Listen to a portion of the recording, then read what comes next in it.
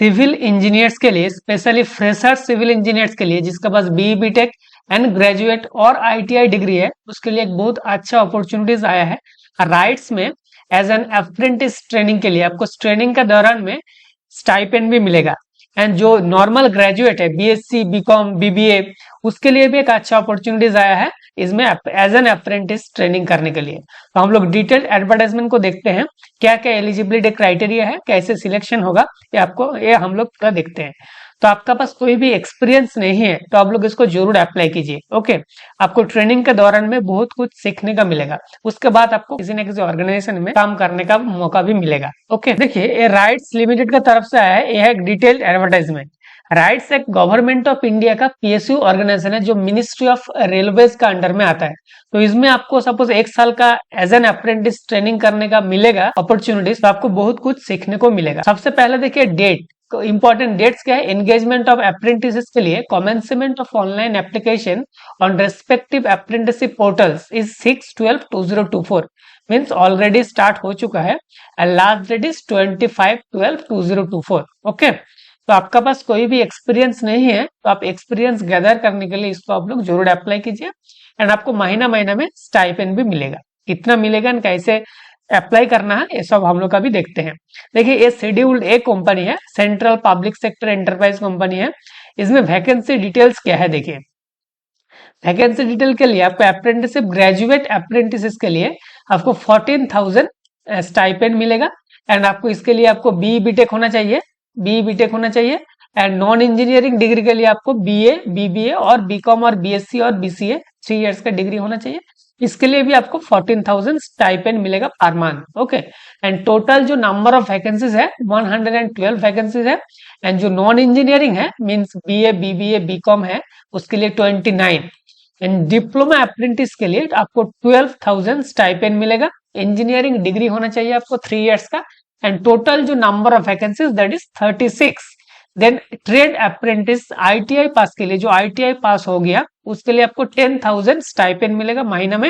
And ITI pass out होना चाहिए full time. 46 आपको टोटल पोस्ट है एंड ये सब टोटल मिला के 223 पोस्ट है।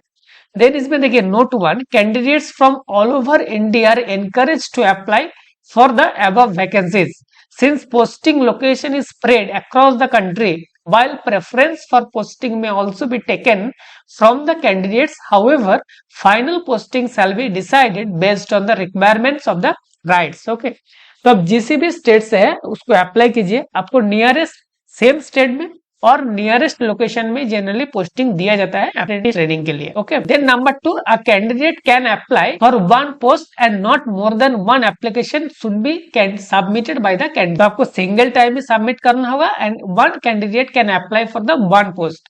इन case of multiple applications only the latest valid completed application will be considered। तो आप एक की पोस्ट के लिए अप्लाई करिए एंड 1 टाइम ही करिए। ओके, एंड लेकिन पूरा कंप्लीट डॉक्यूमेंट का साथ अप्लाई करना आपको बहुत जरूरी है। देन देखिए ग्रेजुएट सिविल इंजीनियरिंग के लिए आपको सिविल में ग्रेजुएट डिग्री होना चाहिए।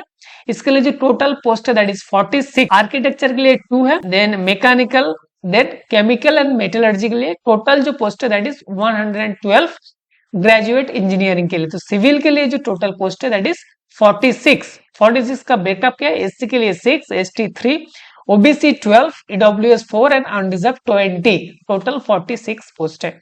Then non engineering, finance, HR सब दिया गया, टोटल 29 पोस्ट है। Then civil, electrical, mechanical, diploma वालों के लिए 36 पोस्ट है। एंड आईटीआई ट्रेड अप्रेंटिस के लिए कैड ऑपरेटर और ड्राफ्ट्समैन के लिए, ड्राफ्ट्समैन सिविल के लिए टोटल 34 पोस्ट है। ओके, 34 पोस्ट है। CAD operator, draftsman, mechanical 9 post है।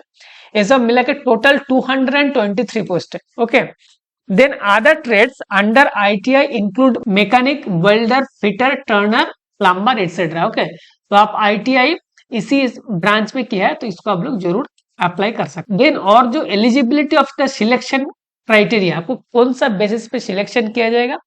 The shortlisting candidates will be done based on the merit list formed on the basis of the percentage of marks obtained in the essential qualification। Means आपका be BTech और diploma और ITI और plane graduate में जो भी percentage है उसी का आधार पर आपको सिलेक्शन किया जाएगा। There will be no written और टेस्ट और इंटरव्यू, कोई भी आपको रिटन टेस्ट भी नहीं होगा एंड कोई भी इंटरव्यू भी नहीं होगा। ओनली आपको जो भी रिजल्ट है उसका जो परसेंटेज है मार्क्स का उसी का आधार पर आपको सिलेक्शन किया जाएगा। एंड जो मिनिमम मार्क्स कितने होना चाहिए, minimum qualifying marks shall be 60% for general and EWS and 50% marks for SC ST OBC and NCL और पीडब्ल्यूडी अगेंस्ट रिजर्व पोजीशन के लिए। ओके, तो आप जनरल एंड ईडब्ल्यूएस कैटेगरी में बिलोंग करते हो तो आपको मिनिमम 60% मार्क्स होना चाहिए एंड रिजर्व के लिए 50%। ओके, एंड आपका जो भी डिग्री है वो बी बीटेक एंड डिप्लोमा के लिए आपको बी बीटेक के लिए आपको यूजीसी और एआईसीटी का अप्रूव होना चाहिए। ओके, एंड आपको आईटीआई के लिए एनसीवीटी और एससीवीटी से अप्रूव होना चाहिए। Okay, and following candidate shall not be not eligible to apply for apprenticeship cut off date being 6/12/2024। Candidates awaiting result, जो रिजल्ट के लिए वेट कर रहे हैं वो नहीं अप्लाई कर सकते। Candidates not completed 18 years of age, okay, age cut off date is 6/12/2024। Okay, जिसका 18 ईयर्स से कम है वो अप्लाई नहीं कर सकते। आपको कट ऑफ डेट और एज काउंट किया जाएगा 6/12/2024 age being the cut off date.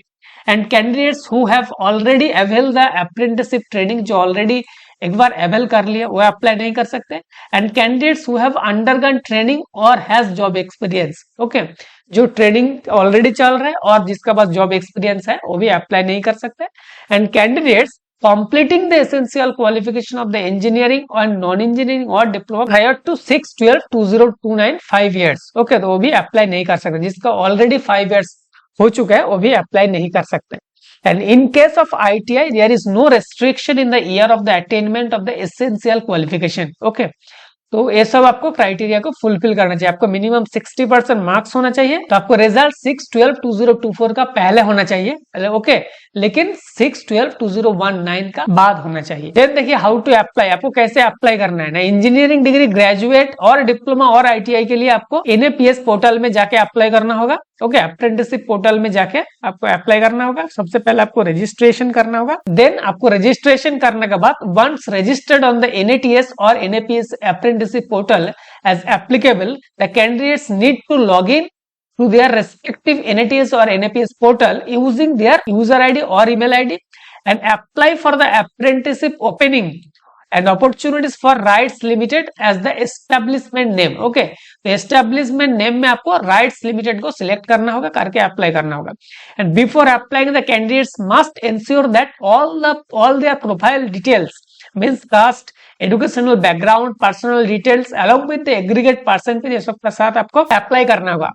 and scan copy of the following documents or proof through Google Form latest by 25/12/2024 का पहले आपको Google Form में सब डॉक्यूमेंट्स का साथ आपको भेज देना होगा। ओके, देन आपको कैसे इन्फॉर्म किया जाएगा, then selection process after receipt of the online application from the NATS और NAPS portal and verification of the document submitted through Google Form, the merit list of the candidates shall be prepared on the eligibility or selection criteria detailed at serial number 2।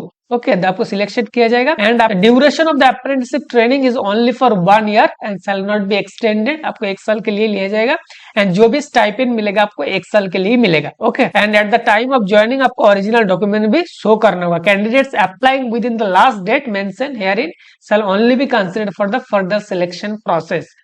Okay, तो आपका पास कोई भी experience नहीं है तो आप लोग इसको जरूर अप्लाई कीजिए। ट्रेनिंग के दौरान में आपको बहुत कुछ सीखने को मिलेगा। ओके, एंड इसका लास्ट डेट है 25/12/2024। तो थैंक यू दोस्तों, फिर से हम लोग एक नया जॉब अपडेट के साथ मिलेंगे।